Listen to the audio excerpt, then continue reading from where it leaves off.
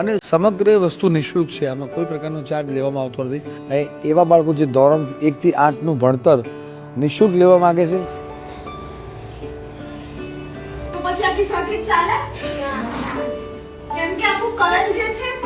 ગોતા અમદાવાદ ખાતે એક એવી જગ્યા છે જ્યાં અનાથ બાળકો હોય કે જે આર્થિક રીતે સક્ષમ નથી એવા બાળકો હોય, એવા બાળકો જે ધોરણ 1 થી 8નું ભણતર નિઃશુલ્ક લેવા માંગે છે, સાથે રહેવા અને ખાવા પીવાની સગવડ છે.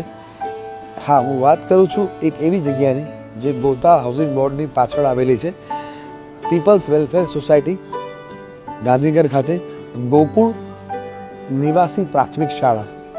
આ જગ્યામાં અત્યારે 140 બાળકો નિઃશુલ્ક ભણી રહ્યા છે. ધોરણ 1 થી 8ની ભણવાનું ભણી રહ્યા છે અને અહીંયા નાના બાળકો અને બાળકીઓ બધા જ અહીંયા રહેવા ખાવા પીવાની સાથે બધી સગવડ સાથે રહી રહ્યા છે.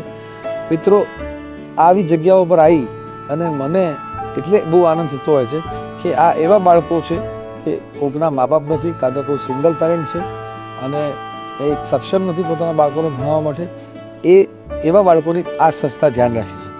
વધુ વિગત આપણે અહીંયાના સંચાલક સાથે વાત કરીને મેળવીએ.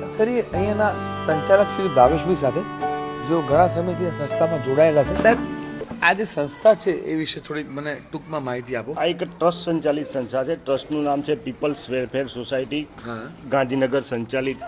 સ્કૂલનું નામ છે ગોકુળ અનુદાનિત નિવાસી પ્રાથમિક શાળા, જ્યાં 140 બાળકો નિવાસ કરીને અભ્યાસ કરે છે.